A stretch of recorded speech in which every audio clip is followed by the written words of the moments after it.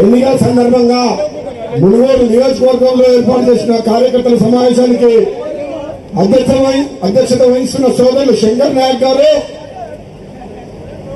నాకు అందరూ అన్నలే, 5 అన్నదం మేము పంచ పాండవులు, నేను 5వ ఉంది. నాకు ఒక తమ్ముడు దొరికింది, ఇప్పుడు 6వడు.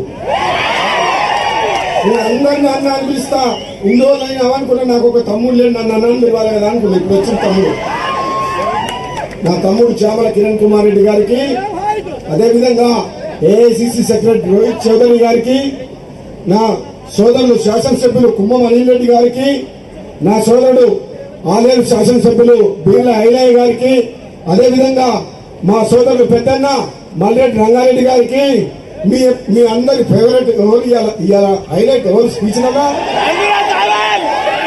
ఇవాళ మొత్తం మీటింగ్ హైలైట్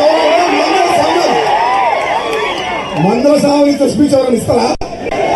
ఈ రోజు హైలైట్ మొత్తం మార్కులు 100 మార్కులు పడ్డాయి. మా సామిల్ గారికి, మా నగరికల్ టైగర్ వీరేశ్వర్ గారికి, ఆ పొట్టోడు మోసం చేసిపోతే మొత్తం పాతాళానికి తొక్కినావా లేదా? నమ్మక ద్రోహం చేసిన మనిషికి మన టైగర్ వీరేశం వచ్చి బుద్ధి చెప్పిండు. ఎంత మెజార్టీ వచ్చింది? 68,000 మెజార్టీ.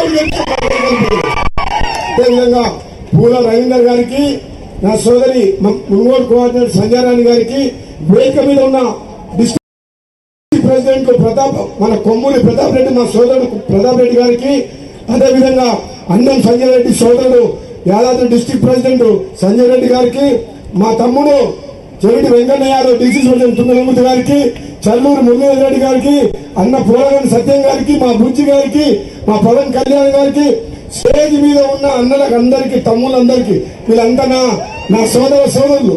జయప్రకాష్ గారు పెద్ద లీడర్, రాహుల్ గాంధీ గారి ఫ్రెండ్, రాజీవ్ గాంధీ దోస్తు. అదేవిధంగా ఎంతో మంది ఇక్కడ ఉన్నారు, మున్సిపల్ చైర్మన్ ఉన్నారు, జడ్పీటీసీలు ఉన్నారు, ఎంపీలు ఉన్నారు, మా రఘుపతి రెడ్డి ఉన్నాడు, ఏవి రెడ్డి ఉన్నాడు, మా మున్సిపల్ చైర్మన్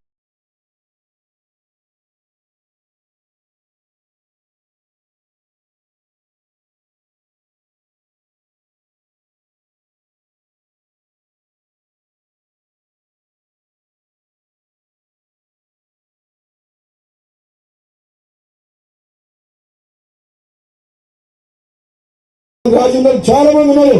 వేదిక మీద ఉన్న పెద్దలందరికీ పేరు మీ అందరికి కూడా తెలియజేస్తున్నా. ఒకటే మాట, ఈరోజు తెలంగాణలో కాంగ్రెస్ పార్టీ 10 ఏళ్ల తర్వాత తెలంగాణ ఇచ్చిన తర్వాత కేసీఆర్ మాయ మాటలు చెప్పిండు, నమ్మిండు, 2 సార్లు ఓట్లేసింది. బంగారు తెలంగాణ అయిందా, అప్పుల తెలంగాణ అయిందా? మరి ప్రాజెక్టులు కట్టినాయి, నీళ్లు నిండి పొలాలు వస్తున్నాయా, ప్రాజెక్టులు కూలిపోతున్నాయా? మంచి పాలన అందిస్తే బయట